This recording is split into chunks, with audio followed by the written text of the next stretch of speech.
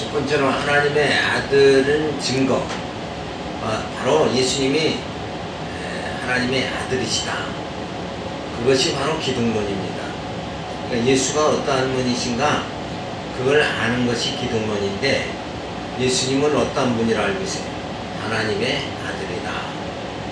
그래서 하나님의 아들로서 우리를 뭐예요? 하나님의 나라로 인도해 주시는 분이다. 그렇지 않으면 단순히 예수가 목수의 아들이다 그러면 우리를 인도할 수가 없죠. 우리를 구원에 이르게 할 수가 없는 거예요. 그런데 하나님의 아들은 바로 예수님은 하나님의 아들이다. 그 아들의 증거가 본능으로 증거되어지는데, 바로 주전 700년 전에 이사야 선지자가 예언한 대로 그때에 저는 자는 사슴같이 뜰 것이며 벙어리의 혀는 노래하리니, 노해 이렇게 잘못 또 적혔어요. 자, 그런데 이 예언대로 뭐예요? 예수님이 오시면 어떻게 해요? 저는 자가 사슴같이 뜰 것이다. 안진뱅이가 일어나게 된다. 그리고 뛰는 역사가 주어진다. 그대로 뭐예요? 예수님이 오셔서 안진뱅이를 일으키시죠. 그래서 안진뱅이가 걷게 되니까 즐거워서 막 하나님 앞에 영광 돌리며 뛰는 모습, 이런 걸 우리가 신약 성경에서 볼 수가 있잖아요. 그대로 이 예언대로 예수님 오셔서 그 예언을 성취하시니까 바로 누구예요? 예수가 그리스도다. 이거를 우리가 깨닫게 되어지는 거죠. 그래서 하나님의 역사는 항시 예언되어 있고, 예언 전에는 어때요? 하나님께서 이미 영원전에 작정하시죠. 당신 뜻대로 작정하시고, 작정하셨으니까 그러고 가만히 있으면 모르잖아, 인간이. 그러니까 작정하신 그대로 선지자를 불러가지고 예언을 하게 만들고, 그렇죠? 예언한 대로 예수님이 오셔서 성취하시니까 그 하나님은 바로 이 역사를 섭리하신 하나님, 주관하신 하나님, 심판하시는 하나님. 그래서 하나님은 뭐예요? 살아계신 분이다. 이걸 우리가 깨닫게 되어지는 거예요. 그래서 예수님 때 이 이사야의 예언이 응하게 되어져서 바로 안진뱅이를 일으키고 문둥병자를 고치게 되어지죠. 이것이 바로 표적이다. 그러니까 문둥병자를 고쳤다. 그게 우연한 사건이 아니라 표적이라는 거예요. 표적 자체라는 말은 뭐냐면 이미 그 의미가 있는 거다. 그러니까 미리 예언한 대로 그대로 성취가 되어짐을 통해서 뭐예요? 뭘 증거하는 거예요? 문둥병을 고쳤다는 것은 바로 누구를 증거하는 거예요? 바로 예수 그리스도 메시아를 증거하는 거다. 이게. 왜? 메시아가 오면 문둥병자를 고친다고 했으니까, 안진뱅이를 일으킨다고 했으니까, 그대로 하시는 이가 오면 바로 그분을 누구로 알라는 거예요? 바로 예수로, 그리스도로 알라는 거죠. 자, 그렇지 않으면 우리가 예수가 그리스도인지 알 방법 자체가 없잖아요. 그래서 이 문둥병을 고치는 자체가 표적이다. 그래서 속죄 능력을 보여주시는 거예요. 그래서 이 문둥병이라는 건 뭐예요? 가장 지저분한 거, 불결한 거예요. 부패된 걸 말하죠. 그래서 문둥병자의 몸은 어때요? 손 마디부터 전부 이게 녹아서 없어지는 거예요. 그러니까 이렇게 막 오므라져 버리고 말죠. 그러니까 문둥병이라는 건 뭐예요? 부패의 상징을 말하는 거예요. 그 부패한다는 것, 썩는다는 걸 말하죠. 그러니까 결국은 뭐예요? 문둥병을 고쳤다는 것은 우리 죄로 썩어가는 우리의 심령을 고쳐주셨다 하는 이런 의미가 있다. 그래서 문둥병을 예수님이 고치셨다 하면은 이게 대단한 사건이 되는 게 뭐예요? 바로 인간의 몸을 썩게 하는, 그리고 우리의 심령을 썩게 하는 게 죄죠. 죄로 인해서 우리 심령이 썩어져 들어가는 걸 누가?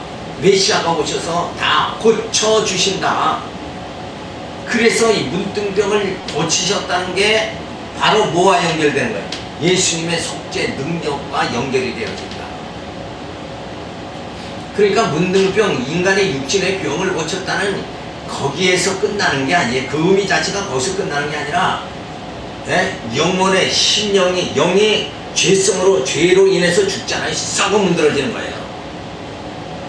그래서 이 죄성이 우리 심령을 지배하기 시작하면은 이 정신도 썩은 정신이 나가는 거예요. 썩은 정신. 쓸데없는 생각이 자꾸 나간다. 그리고 스스로 자멸의 길로 자꾸 나가는 거예요. 사람의 사랑을 자꾸 받는 쪽으로 가야 되는데 사람의 사랑을 자꾸 아집 때문에 자기 고집 때문에 사랑을 자꾸 잊어버리게 되어진다는 것은 결국은 뭐예요? 완전 외톨돼 버리고 마는 거 아니에요. 그건 죽음으로 스스로 가는 거예요. 그래서 이 문둥병을 고쳤다는 메시아의 표적은 바로 이게 표적이다. 그 표적은 바로 죄로 썩어지는 우리를 구원해 주시는 속죄 능력이 있음을 보여주시는 거다. 그래서 성경을 읽으면서 문둥병을 고치고 안진병이를 고쳤다 이러면은 사람들이 생각할지 어떻게 해요?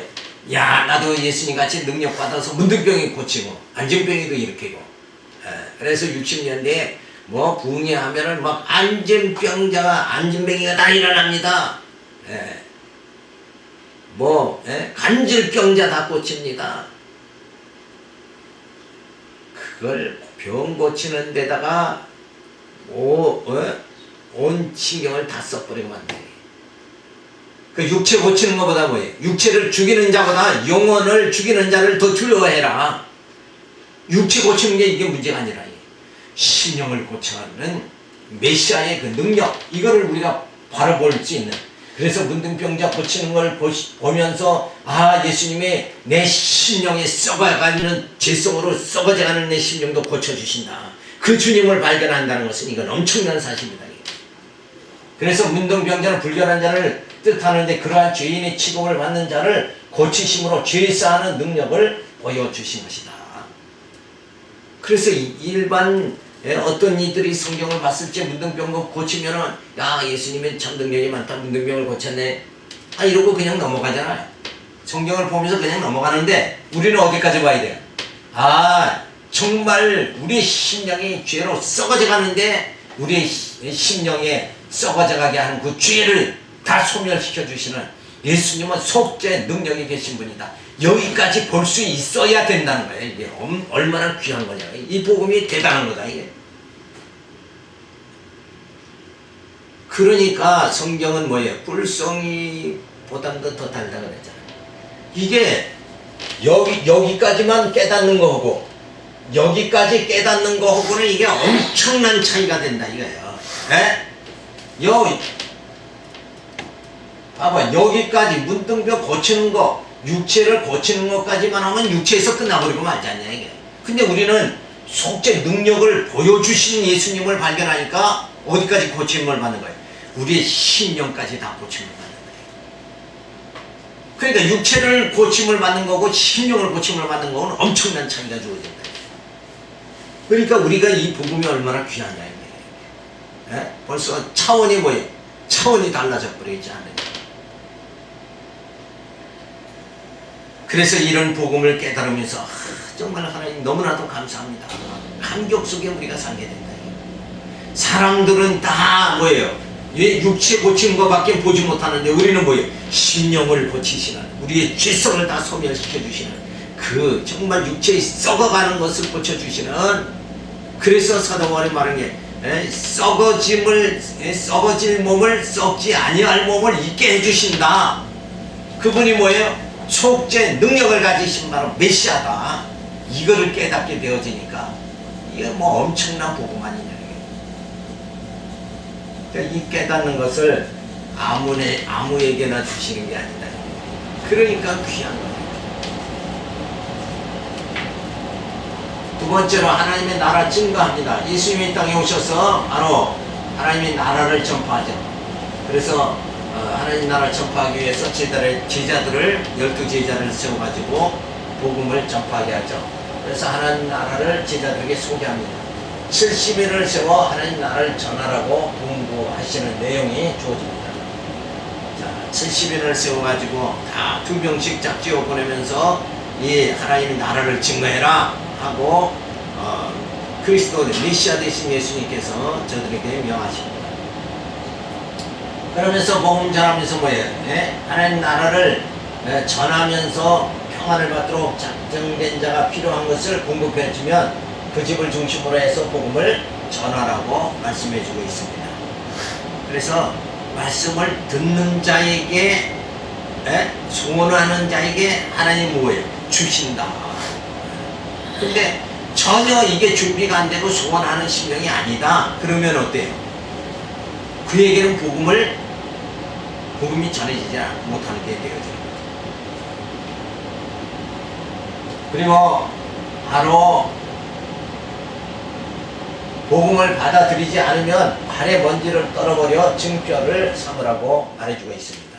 그러니까 복음을 받아들이고 안 받아들이는 거, 그 책임이 본인에게 있음을 말해주고 있는 거예요. 그러니까 늘 우리는 우리의 주신 사명만 그냥 감당하면 되는 거죠. 안 듣고 멸망의 길로 가는 자는 그건 어떻게 할 방법이 없는 거다. 그래서 귀한 것을 보아되신 예수님을 소개해 주지만 여전히 교회에 와서 앉았다가는 그냥 그 예수를 만나지 못하고 그냥 가버린다. 이런 자는 결국은 구원에 이르기가 어렵다가 아니라 아예 구원에 이르지 못한다. 단호하게 말할 수 있는. 그리고 심판을 합니다. 소돔보다 더 악한 자이므로 심판날에 하나님 나라의 통치하에 예수님의 심판을 받게 되어집니다. 자, 소돔보다 더 악하다 하는 건 뭐예요? 소돔과 고모라 성은 어떤 상태였어요? 자신들의 그 즐거움, 쾌락을 추구했던 자들이죠. 그런데 그들보다 더 악하다는 것은 뭐냐? 결국은 인간이 자기 쾌락, 욕망에 의해서 살 수는 있지만 예수는 어때요? 예수는 영접해야 산다.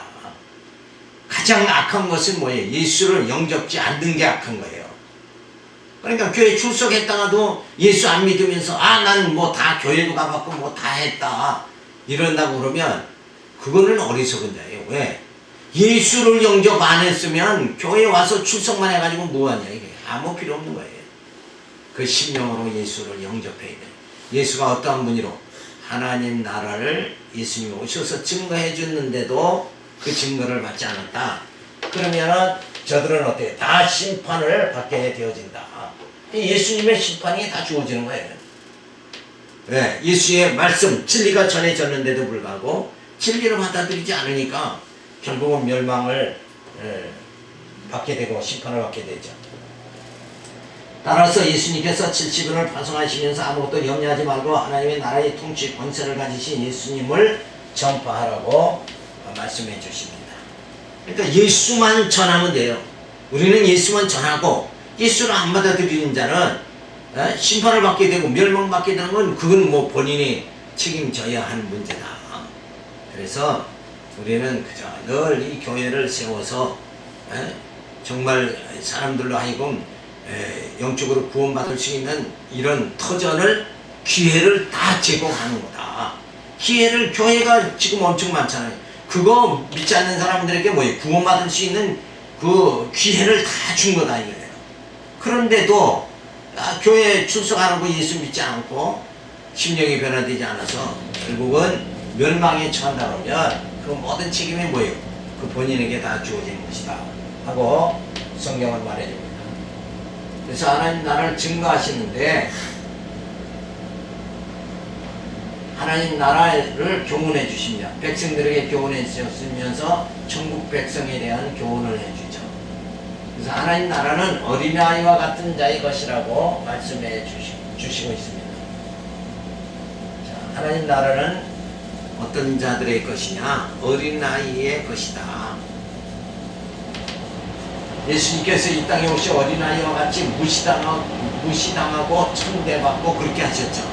그러니까 여기서 하나님 나라는 어린아이와 같다 하는 얘기는 누구를 말하냐면 바로 예수를 말하는 거예요.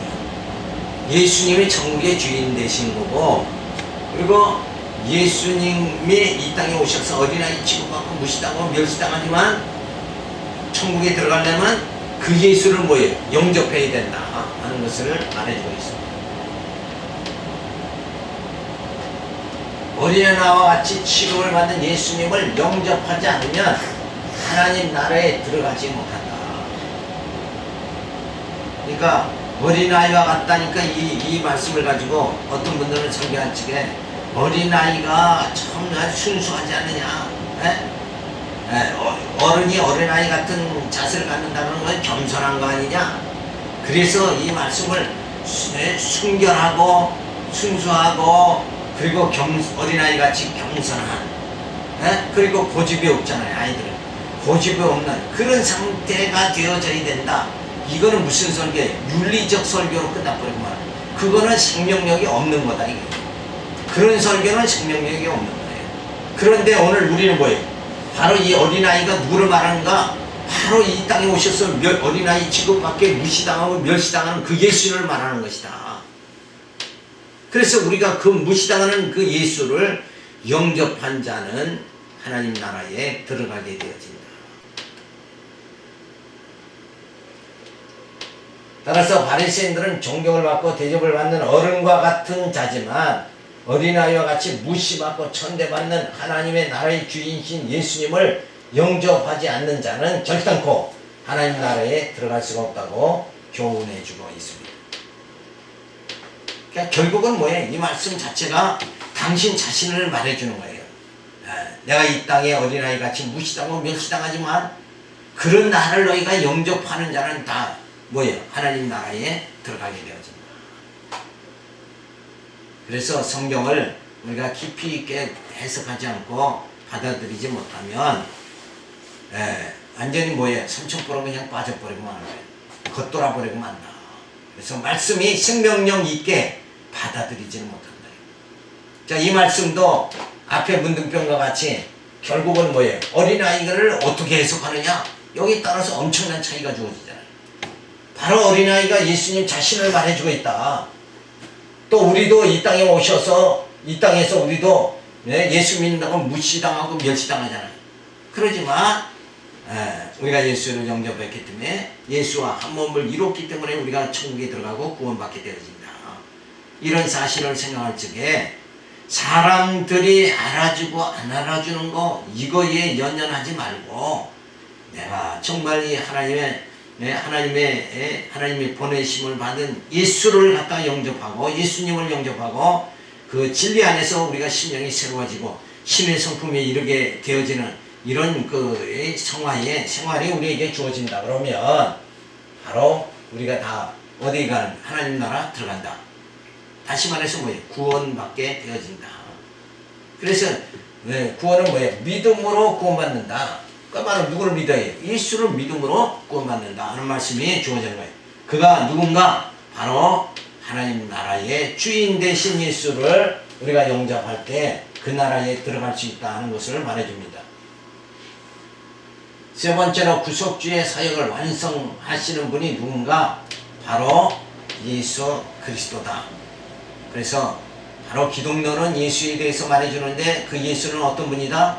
바로 구속주의 사역을 완성하시는 제사 사역을 완성하시는 분. 그래서 우리로 하여금 하나님 나라에 들어갈 수 있게 해주시는 분이 바로 누구냐? 예수님이다. 그래서 그 예수님이 죽으심을 준비하죠.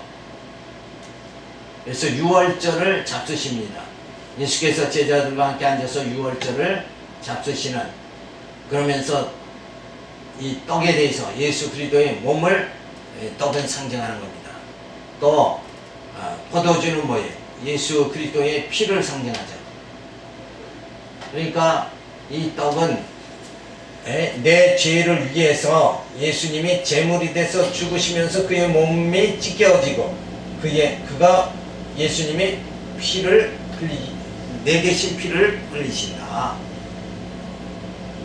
그래서 만찬은 바로 주님께서 제물로 죽으심을 준비하는 겁니다. 그래서 마지막 만찬을 예수님이 제자들과 행하시면서 떡을 떼고 포도주를 나누고 이런 것이 뭐예요? 바로 우리가 죽어야 되는데 우리 대신 누가? 예수님이 죽으시는 그것을 다 완성하심으로 인해서 예수님의 구속주의 사역을 완성하시는 그 사건을 갖다 우리에게 보여줍니다. 그래서 예수님께서 마지막 6월절 만찬의 떡을 가지사 내 몸이다 하시고 잔을 가지사 나의 피 곧 언약의 피라고 하신 것은 우리의 죄를 사해 주시는 주님을 기념하라 하신 것이다. 그래서 늘 내 죄를 위해서 예수님이 내 대신 죽으셨다. 내 대신 정말 살이 찢겨지고 피를 흘리셨다.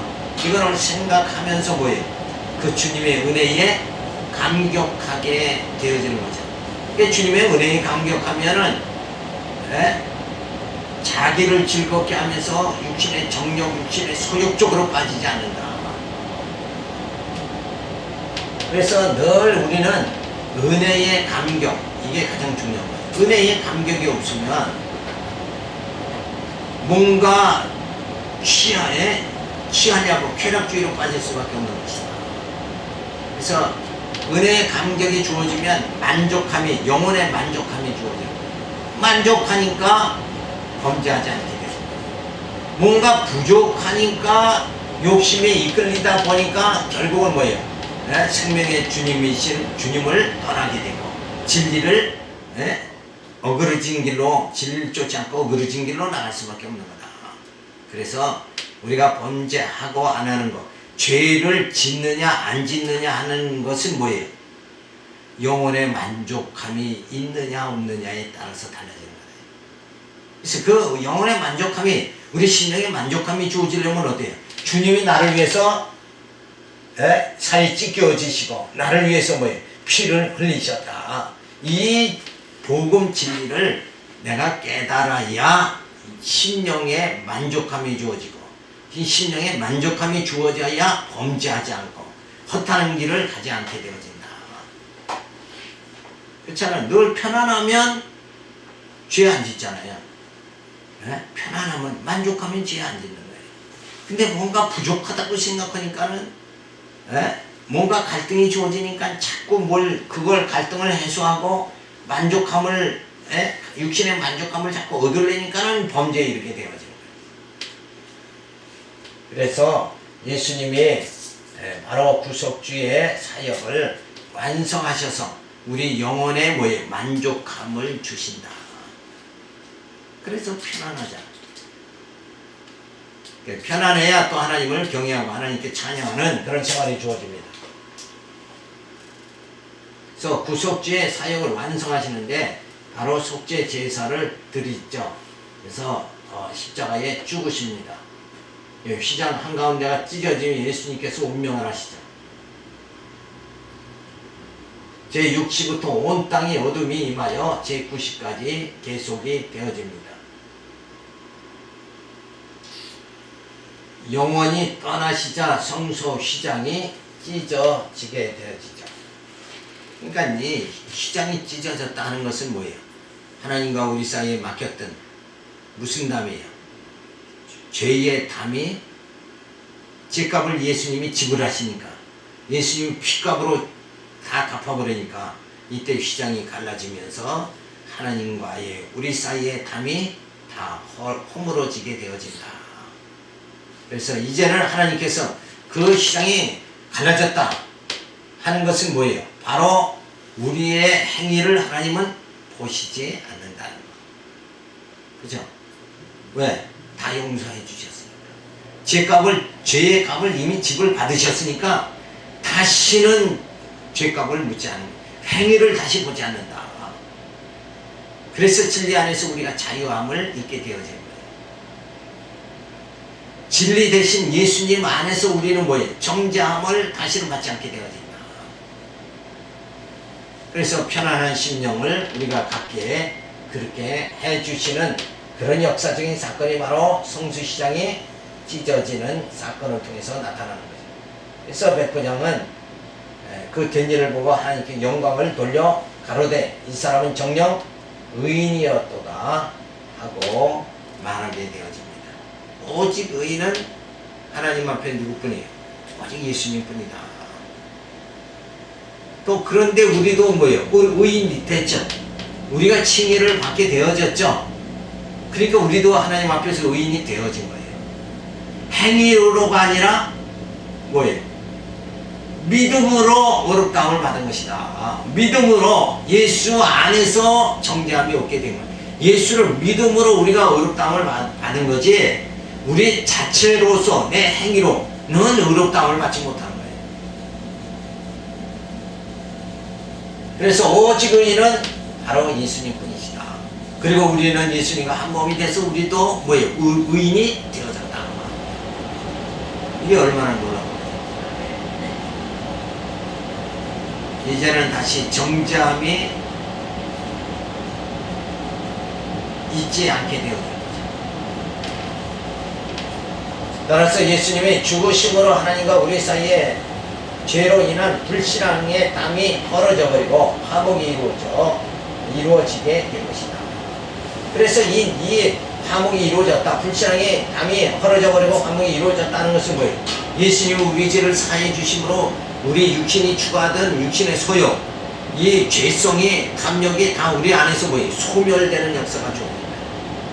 소멸돼 버리니까 이제는 우리가 더 이상 죄 가운데 거하지 않게 되고 하나님을 찬양하고 하나님께 영광을 돌리게 되어지니까 하나님과의 뭐예요?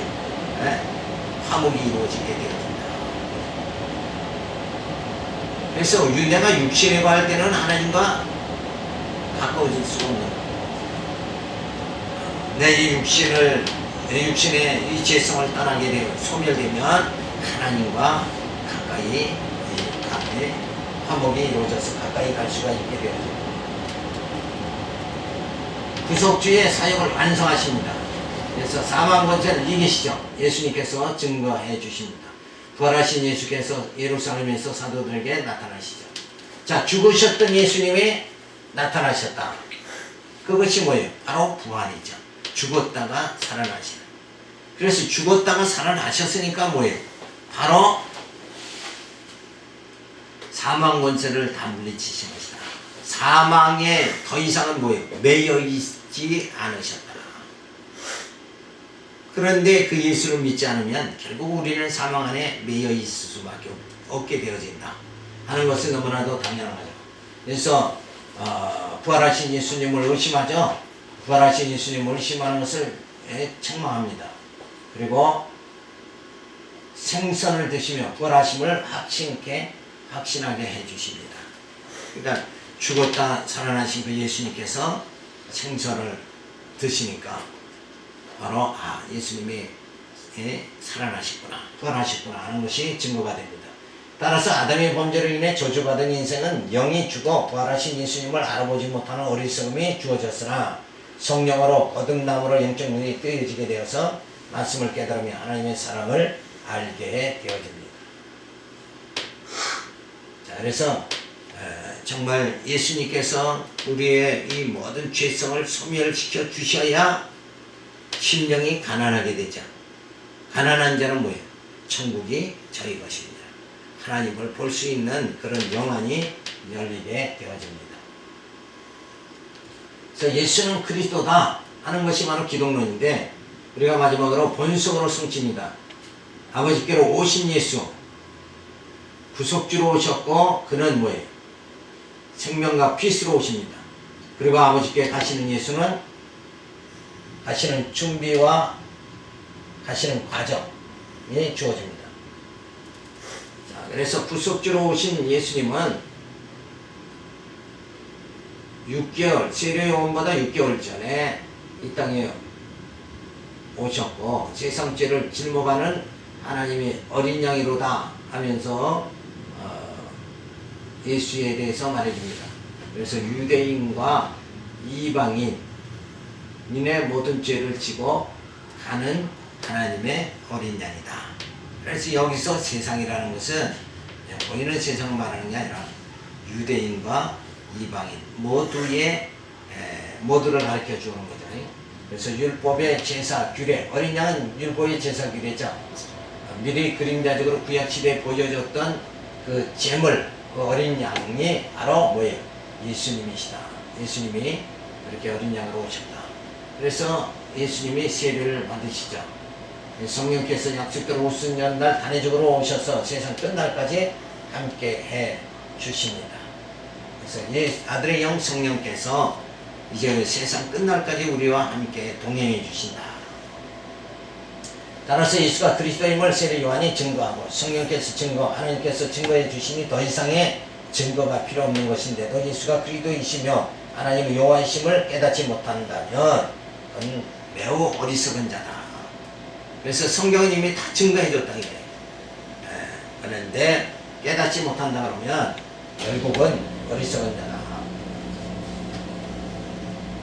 예수님은 생명으로 오셨죠. 아버지께로 오신 예수는 생명으로 오셨는데 그가 생명과 빛으로 오셨고 생명이 양식이 되어 주시죠. 생명의 떡이신 예수님께서 오병이의 표적으로 생명의 떡이심을 가르쳐 줍니다. 육신의 떡을 주면서 생명의 떡으로 오심을 증거해 주시는 사건이 바로 오병이어, 칠병이어 표적이다. 근데 단순히 그거를 물질적으로만 그냥 현상적으로만 보면 안 되고 바로 그 사건을 통해서 뭐예요? 그 사건 자체가 다 표적이다. 그 사건을 통해서 뭘 말해준 거예요? 사람이 떡으로만 사는 것이 아니라 하나님 말씀으로 산다 하는 것을 보여주는 사건으로 우리가 깨달아야 됩니다.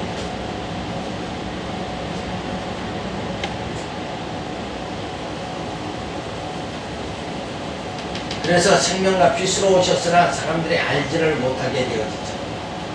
그래서 이 생명의 떡을 가르쳐 주는데 생명의 떡으로 오신 예수는 뭐예요? 네? 다 먹고 12광주리가 남죠. 그 남은 떡, 생명의 떡이 남아버렸다. 결국 뭐 예수님을 버림받는다는 것을 말해줍니다.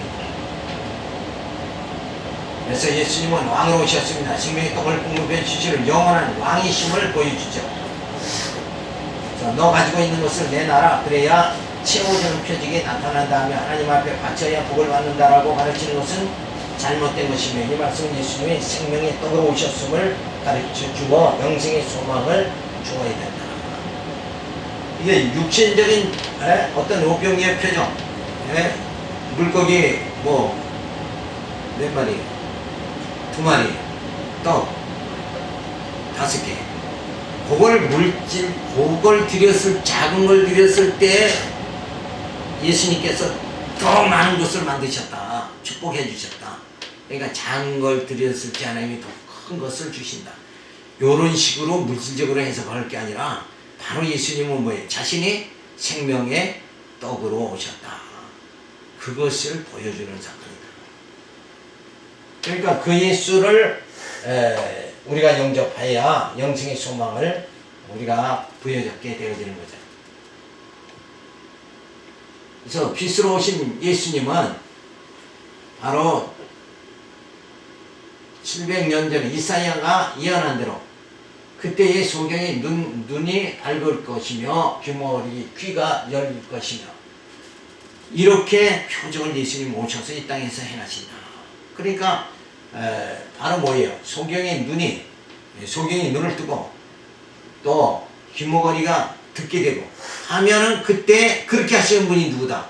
메시아다. 이걸 우리가 깨닫고 그 예수를 메시아로 우리가 영접을 해야 되죠. 그래서 예수님은 생명과 빛으로 오셨다.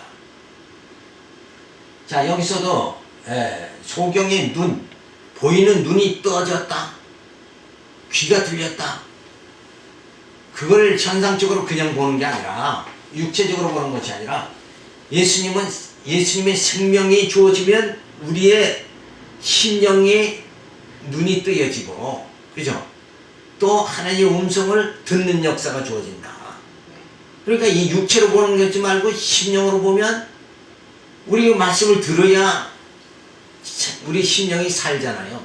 이것을 바로 보여주시는 사건인데 그냥 단순히 육체적으로만 봐버리면 안 되는 거죠. 그래서 소경이 네 죄인이 오니까 그렇게 안 찍게 이 사람이나 부모의 죄가 아니다. 바로 뭐예요? 바로 생명 되신 예수를 볼 수 있는 거. 그런 하나님의 기쁜 뜻이 주어져 있다는 것을 말해주고 있습니다. 그래서 하나님의 일을 나타내시고자 합니다. 그 소경을 통해서 결국 정말 영적 눈을 뜨게 하나님의 아들로 예수가 오셨다는 것을 그리고 그 예수를 영접하게 하는 그 영안이 뜨여지는 그러한 하나님의 은혜가 주어진다는 것을 말해주죠. 그래서 속에 눈을 뜨게 하여 메시아이심을 믿게 하는 일, 이것이 바로 성령이 하시는 일이다 하는 걸 알 수가 있죠. 소경이 된 것이 죄값으로 인함이라 하면 인간은 모두 소경이 되어야 하면 모두가 죄인이기 때문이지만 진리를 깨닫지 못하여 영적 소경이 된 것이 더 문제인 것이다. 영적으로 영적인 눈이 뜨여져야 해요. 말씀을 받아들일 수 있는 이런 심령이 되어지는 거, 이게 가장, 그래서 말씀을 듣는 자가 복이 있다 하는 게 바로 그거잖아요. 말씀을 못 알아듣고 못 듣는 거, 그리고 예수를 다시 안 믿는다 그러면 그게 문제다, 이게. 근데 그걸 뭐 사람의 인력으로 할 수가 없는 거죠. 자, 아버지께로 하시는 예수는 가시는 준비를 하죠. 제자들에게 증거하십니다. 예언을 통해 증거하시는데 예수께서 마리아의 향유 사건으로 가실 것이 예고되어지죠. 마리아가 비싼 향유로 예수님의 장사를 예배합니다. 또 여기서도 비싼 향유, 그게 얼마짜리인데 300 뭐라고 그랬어요? 드라인가 뭔가. 그런데 그런 물질적으로 또 바꾸려면 안 되죠. 이것은 바로 예수님의 죽으심을 예배하는 거다. 이런 영적 의미로 우리가 받아들일 수가 있어야 됩니다. 그래서 가룟 유다는 향유를 팔아 가난한 자를 돕자고 하나 돈의 탐심을 결국 가진 거죠. 그래서 예수는 그냥 돌아가시면 너희와 항상 함께 있지 못한다고 말씀해 주시면서 자신이 모여 제물이 돼서 죽으실 것을 미리 말씀해 주십니다. 따라서 6월절 양으로 제물이 되어 죽으심으로 우리의 죄를 사해 주시기 위하여 예수님이 아버지께로 가시는 과정에서 마리아의 향유 사건을 통해 죽으심을 예고해 주심으로 예언대로 성취되어지는 하나님의 섭리를 우리가 알 수 있게 되어집니다. 그래서 신포도주를 마시고 다 이뤘다 하신 후에 운명하시죠. 자, 예수님 전에 오시기 전에 1000년 전에 다윗이 예언했습니다.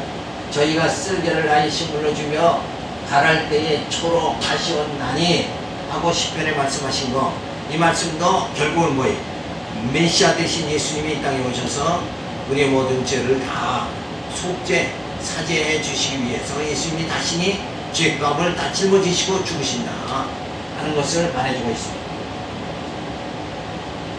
그래서 율법, 선지서, 시편에는 다 이뤘다 하는 말씀이 주어지죠. 시편에서 다시 예언한 대로 예수님이 오셔 십자가에 죽으실 때에 실컷 누주를 마시는 사건을 보아도 예수가 그리스도임을 알 수가 있게 되었습니다. 그래서 이게 다 이루었다. 율법과 선지와 모든 시편의 말씀을 다 예수님이 이루신다 하는 것을 말해주고 있습니다. 그래서 아버지께로 가시는 예수를 말해주는데, 바로 가시는 과정은 부활을 증거하시죠. 예수께서 제자들과 조반을 함께 하심으로 부활을 증거하십니다. 생선을 구원하시어 조반을 드시죠. 주신 줄 아는 거로 묻는 자가 없었더라.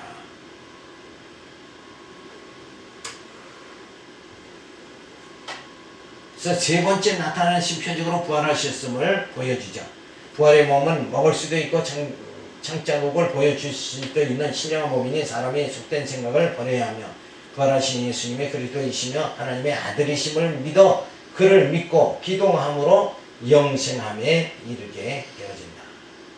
그러니까 내가 사는 것이 육신의 소유로 살면 내가 사는 거죠.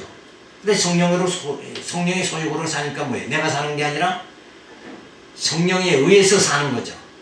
그러니까 다시 말하면 뭐예요? 그를 통해, 여기서 말씀하는데 하나님의 아들이심을 믿어 그를 믿고 기동함으로 영생함에 이르게 되어지는 거예요. 누구의 힘으로 사는 거예요? 예수를 믿음으로 우리가 사는 거죠. 그것이 바로 뭐예요? 예수님이 생명으로 오시는 거죠. 예수님의 생명을 우리가 받음을 통해서 우리가 살며 기동하게 되어진다 하는 말씀을 우리가 믿어지게 되어집니다.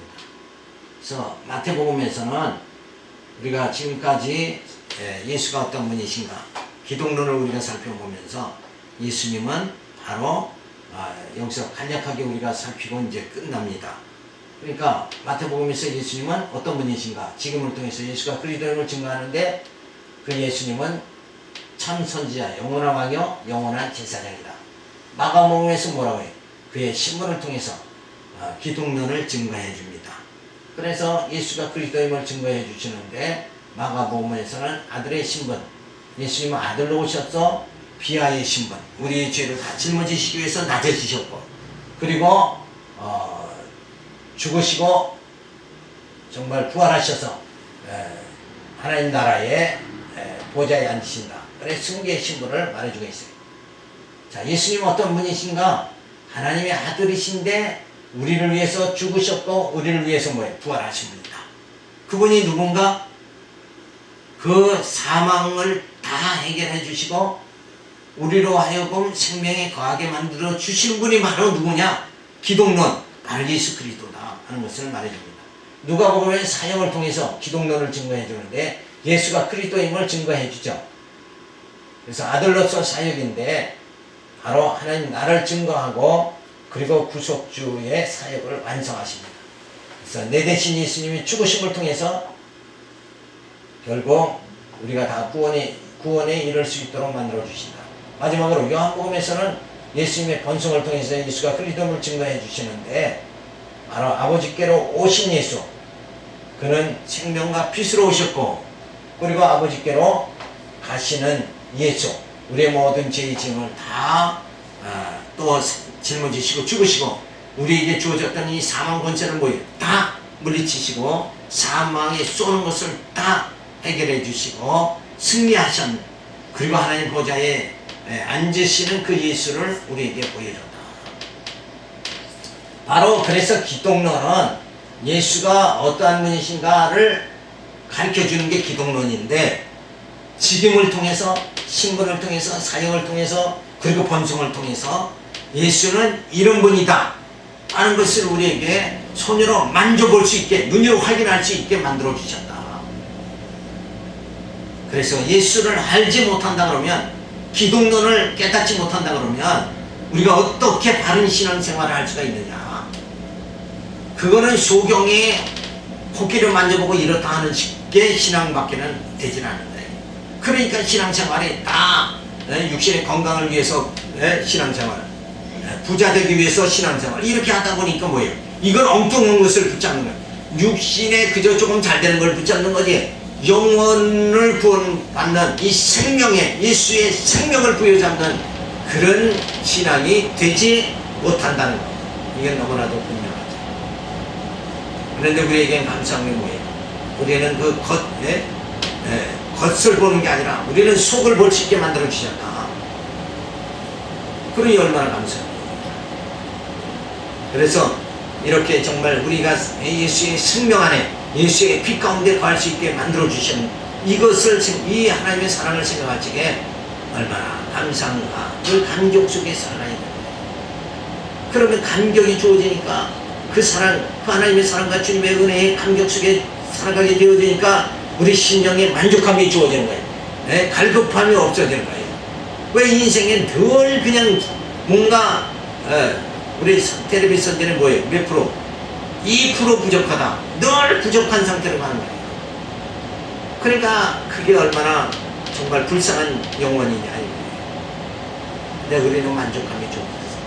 내가 부족하면 부족할수록 하나님을, 그런 나를 구원해 주시는 하나님, 그걸 생각할 적에 그저 정말 은혜가 넘치죠. 그래서 죄 많은 곳에 은혜가 넘친다 하는 말씀이 좋습니다.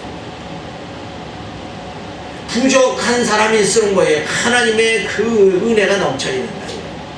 근데 이게 어떻게 된 게, 육신적으로 봐도 굉장히 부족한데 하나님 은혜를 조금도 못 깨달으니까 그 부족한 가운데 육신적으로 채우려고 그냥 여기 가서 저기 가서 사람의 사랑을 받으려고, 그래서 이걸 채우려고 아들의 사랑, 며느리의 사랑 그거 받아서 채우려고 그냥, 왜 그렇게 사는지 모르겠어요. 주님을 뭐예요? 신랑 삼고 살아가야 되지 않냐 이거요. 영원한 남편 되신 예수님의 사랑을 받으면서 주님이 나를 위해서 얼마큼 나를 사랑해 주셨는가, 그게 성경이 다 나타나니까 성경을 보면서 깨달으면서 주님 사랑에 늘 만족함을 가지고 살아갈 수 있는, 우리가 그런 심령의 생활이 주어져야 된다. 이런 생활이 신앙생활이고 이게 진리 깨달은 게 아니냐 이거예요. 그래서 진리 안에서 기쁘고 즐거운 생활, 영원한 신랑 되신 예수님의 사랑을 늘 사랑에 만족하면서 충족함을 가지고 늘 살아갈 수 있는 이런 신앙의 생활이 우리 가운데 주어져야 됩니다. 그러기 위해서 우리가 기독론을 살펴본 거예요.